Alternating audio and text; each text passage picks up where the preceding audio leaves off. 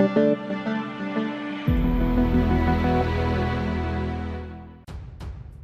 to hard reset Galaxy F13. Step 1. Start with pressing the power button with the volume down button to disable the phone. Step 2. When your device is turned off, press the power button and volume up button simultaneously.